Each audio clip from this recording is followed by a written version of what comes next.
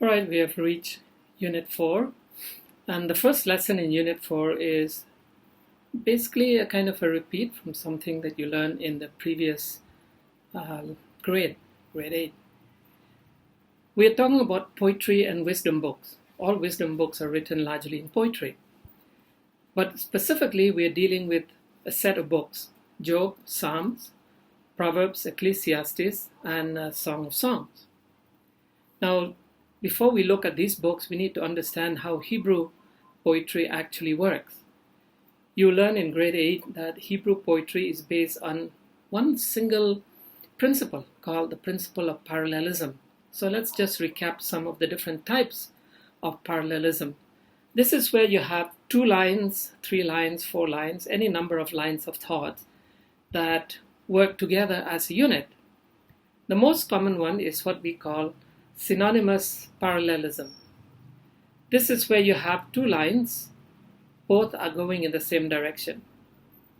So they are both equal to each other, and they are more like 2 halves of the same coin. You cannot separate them. The moment you separate them, they lose their meaning, and they are identical. They may have different words, but they are structured the same way. And then you have what is called antithetical parallelism. This is where you have 2 lines, but the 2 lines are running in opposite direction to each other. This is the easiest to detect even in English because it has the conjunction but. A good son is like, but a bad son is like. So you have 2 lines. Then you have what is called chiastic parallelism. This is where, again, you have 2 lines, but the 2 lines are crisscrossing each other. So you have a point A and a point B, and a point B and a point A. So these 2 ends parallel each other. These 2 ends meet with each other, and then they cross in the middle. It comes from the Greek letter base for this word. The key, letter key, is like the modern X. And then you have what is called inclusio, or envelope. This is where you have a number of lines together. Think of them like these stakes. And they could have any number of thoughts, any number of ideas. But the first line and the last line are identical to each other. So you have the first and the last like an envelope, an inclusio, and then in between you may have a number of other different lines. And then there's one that is kind of interesting. It's called staircase, or step parallelism, or anadiplosis. Think of it like this object. So you're starting from here, you climb the next step, you climb the next step. It could be 3 steps, it could be 4 steps. The most common is 3 steps. So you start from the bottom, step 1, and then step 2 as well. This is like going up a staircase. That's why it's called staircase parallelism. The challenge of poetry is that it's full of imagery, it's full of metaphor, it's full of figurative use of language, and therefore not easy to translate. But poetry is easier to memorize. And as a consequence, the poetry books have supplied a lot of memory materials for Christians, for Bible students over the years. I would like to suggest that you pick up some of these poetry, particularly the Psalms, and you will probably fall in love with some of those poems and discover how they speak to your heart and to your mind and tell you about God.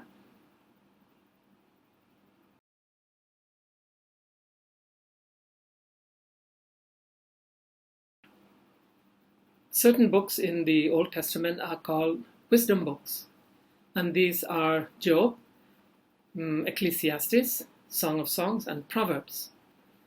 Now, wisdom is a kind of writing that was very common in the ancient world, all over Asia, but especially in the Middle East. The nature of wisdom books is that they are non-religious. They deal with real-life questions. down-to-earth questions, hard questions. Yes, God is always in the background, God is part of the discourse, but God doesn't speak in most of the wisdom books. It is the humans who are trying to understand the universe, trying to understand God. From a Bible point of view, it's important to understand the placement of the wisdom books. Now I'm going to use this menorah for illustration. Think of the first branch here as the Torah, and the last branch here as the New Testament. And then the next branch, you've got history, okay? And this branch here would be the prophets. The center branch, this would be the Psalms. It is the center book of the Bible. Open it, the Bible visually, you always come to the Psalms. And this branch right next to the Psalm, these are the wisdom books. This is Job, and this is the rest of the wisdom book. And so when you look at poetry and wisdom books, they are at the center of the Bible. Torah is at the end, New Testament at the end, prophets over here, history over here. Which means that from God's perspective and the perspective of the people who put together the books of the Bible, these wisdom books in the center are seen as the most important. They are the central thought. This is humans trying to understand God. God is very much a part of the picture, but it is humans wrestling with the thoughts about God. And that is the importance of the wisdom books, as well as the challenge of the wisdom books. They deal with difficult questions. They answer normal day-to life. They are down to earth. They're not flying in religious language. They're talking about God in language that is very normal, very mundane, something that all of us can appreciate. And so as you read the wisdom books, keep your eyes open to that. Humans trying to understand God and life.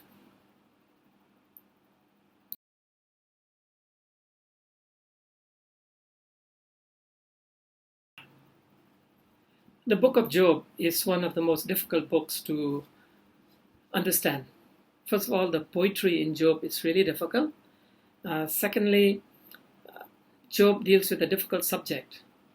Why does a good and powerful God allow pain and suffering, especially for his people? The book tells us that there's something happening behind the scene. There's a challenge that Satan placed before God, that Job, he is loyal to God for benefits reasons. It's what we would call benefits-based faith. And so he challenges God, if you remove the benefits and you allow me to make trouble for him, he will turn against you. Many bad things happen to Job. In the early part of the story, he loses everything, all his possessions, all of his children, and all of his health. His relationships go awry. His friends turn against him, accusing him of being an evil man. That's why he's being punished. His wife asks him to reject God. But Job remains loyal and faithful to God. And he says, no, I will stay true to God. And in the end, God appears in the picture and overturns the sufferings of Job after raising some difficult questions to Job. Now, the most important question in the book, why was Job permitted to have all of this pain and suffering? There is no answer. The only answer that God gives is, I am the creator. I have made everything. I know everything. And everything is in my hands. You should not worry. Now, Job struggled. He started by being very strong, and then he began to get discouraged as the friends turn against him, and he becomes very depressed, and eventually God comes and turns him around. So he makes like a loop in his relationship. In the end, God allows Job to see things he had never seen before, particularly with regards to the origins of the universe. Most of the questions that God asked Job have to do with that subject. What is important in the book is at the end, Job made this statement, before I had heard about you, God, but now I have seen you. And this made all the difference. The restoration of his life became sweeter, receiving back all of the blessings that seemingly had been taken from him became sweeter, and the challenge and intervention of God became more understandable. God was really on his side, even though he could not understand it. yes, God is on your side, even when you cannot always understand it.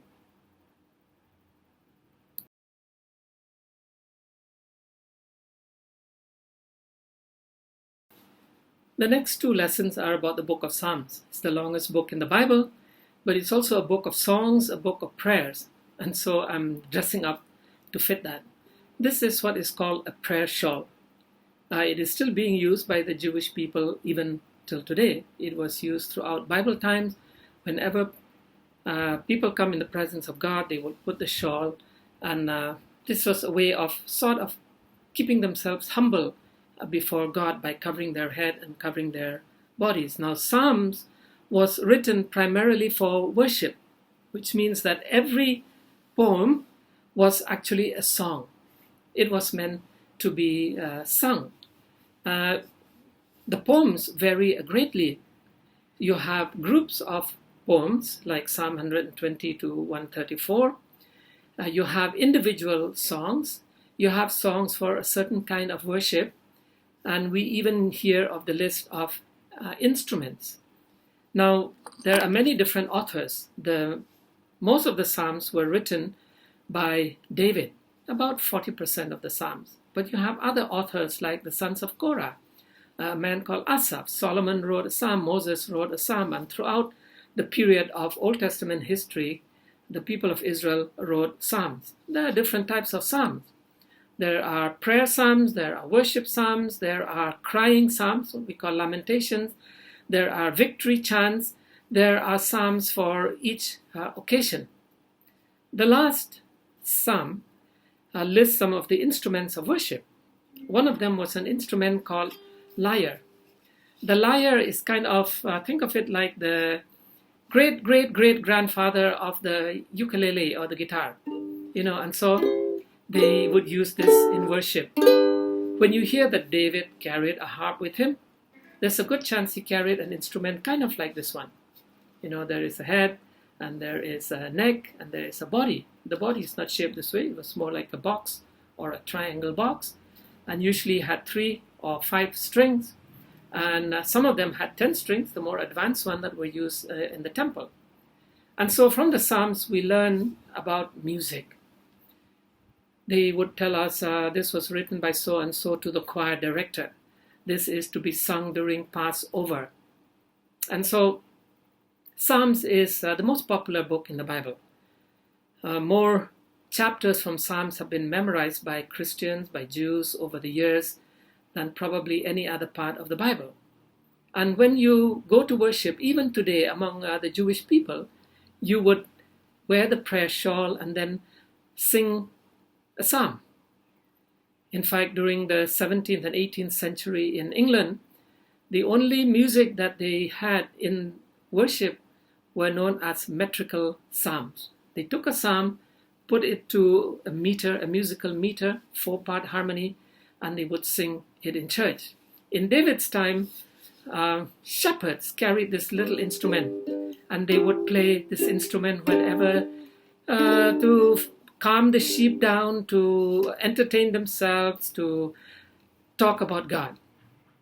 And David probably had one of these instruments as he wrote his most favorite song. Yahweh is my shepherd. I have everything that I need. I will not lack anything. Even if I walk through the darkest valley, I will not be afraid because you are with me. And so I would like to encourage you to find the songs that have come from the Psalm. There are many modern Hebrew songs. One of my favorite one is a simple one, and it says, Hodu ladonai kitov. Give thanks to God, for he is good. Hodu ladonai kitov, ki le'olam kasdo. Hodu ladonai kitov, ki le'olam kasdo. Hodu, give thanks. This is what Psalms is about. So the word psalm simply describe a kind of singing that is full of thanksgiving and praise to God, to Yahweh, in worship, in prayer, or any time in your life. So sing a song to God.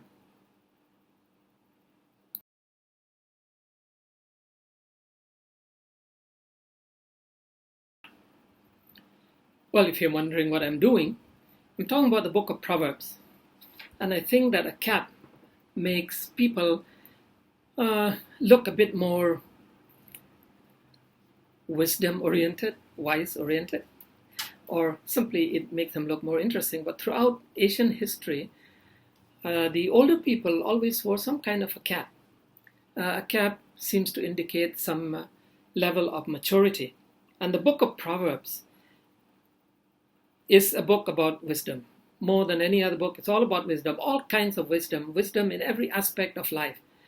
And the most important writer who wrote most of the Proverbs is Solomon.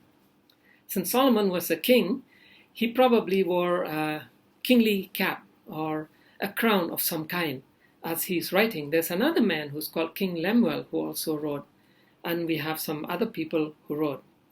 Now, the word proverb simply means a wise saying. There are different kinds of proverbs. There are proverbs that are just 2 lines, okay, what we call an aphorism. There are proverbs that are paragraphs based. We call them discourse.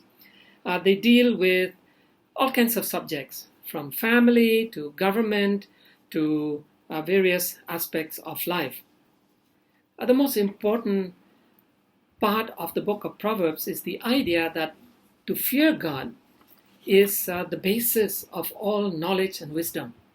Now, fear God is not simply about being afraid of God, but about having this deep sense of God is here, I am here. God is king, I am just his subject. God is the creator, I am just human.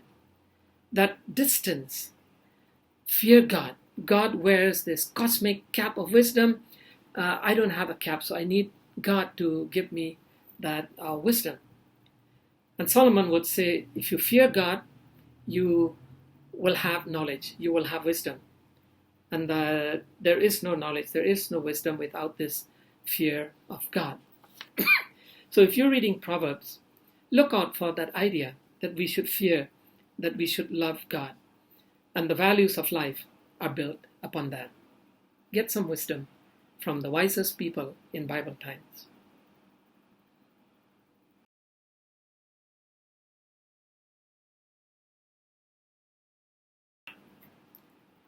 The next book of wisdom has a rather lengthy and difficult name in English, Ecclesiastes. Most people can't pronounce it.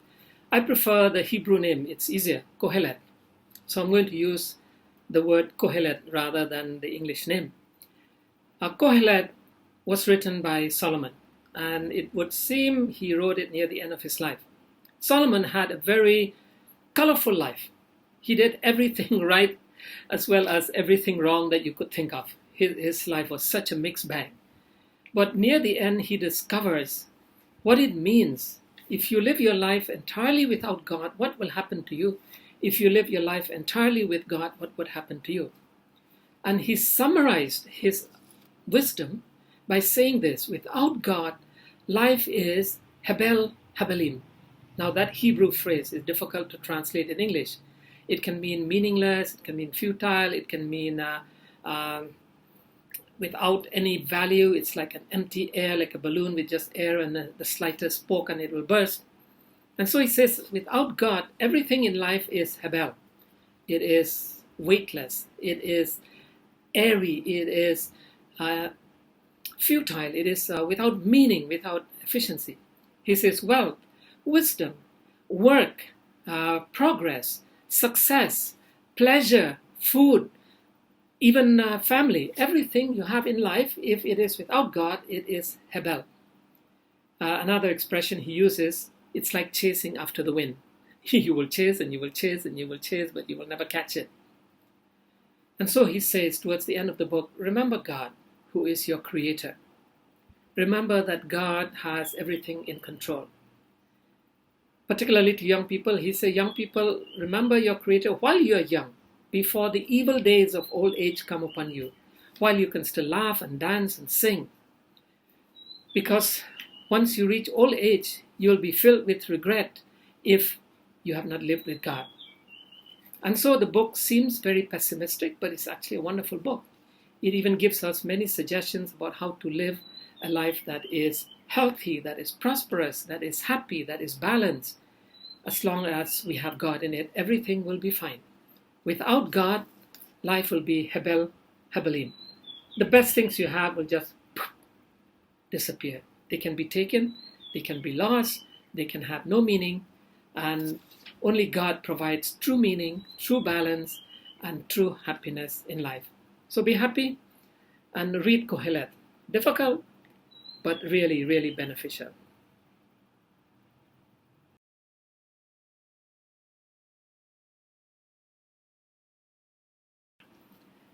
This final lesson of grade 9 is kind of the apex of any discussion about poetry. And that is, what about the songs in the Bible? You may not realize this, but there are songs in the Bible all the way through, all the way down to Revelation. Well, we are interested particularly in the songs of the Hebrew Bible. Now, it is true that the largest collection of songs are in the Psalms, but you have songs throughout the Hebrew Bible. There are different types of songs. There are the victory chants, there are the lamentations, there are the sad ones, there are the happy ones, there are the festival songs, there are the worship songs, there are thanksgiving, there are praise songs, there are even love songs. There's an entire book that is a love song. It's called Song of Songs. The songs come from different writers, different sources. Some of them are there to celebrate a harvest. Some of them are there to celebrate a worship experience or to prepare for a worship experience, to remember the Sabbath, or to realize, to help people realize what God has done, like a great victory, a war. The first recorded song was sung by the Israelites after they had crossed the Red Sea and they saw the defeat of Egypt. And they sang a song, a rather long song, to God. There have been all kinds of songwriters, men, women. David is probably the most prominent, but Moses wrote, Solomon wrote, Isaiah wrote songs. Isaiah wrote songs particularly about the coming servant of God, the Messiah. They are known as the servant songs. And so we have a number of people who write songs. There were the Levites who wrote songs known as the sons of Korah. There was a Levite by the name of Asaph who wrote songs. Now, these songs became the inspiration of singing in Jewish synagogues until today, but also the inspiration of most Christian songs all the way through 2,000 years of history. From the very beginning, the Christians were singing the songs from the Hebrew Bible, particularly the Psalms, and we are still doing that today. In the letters of Paul, we read about this statement. He says, sing psalms and hymns and spiritual songs. We don't know what the spiritual songs were, but we know what the psalms were. And like I said in an earlier lesson, during the 17th and 18th century in England, all they did was to sing metrical psalms. If you look at almost any Christian song, any Christian hymn book, all the contemporary Christian songs, they all come out of songs from the text, songs from songs in the Bible. The song that many people today, even if they're not Christians, know is Who Am I? That song comes from Psalm 8. You know, there are many songs based on Psalm 23. Earlier in this unit, I did your little song called Hodu. Hodu Ladonai Kitov Kila Olam Chasdo. That comes from Psalm 136, 106, and a couple of sources. And so the Psalms were clearly intended for singing, but there are songs all throughout the Hebrew Bible. Be a songwriter, because that is often the best way to connect with God and with your own feelings about God and about life.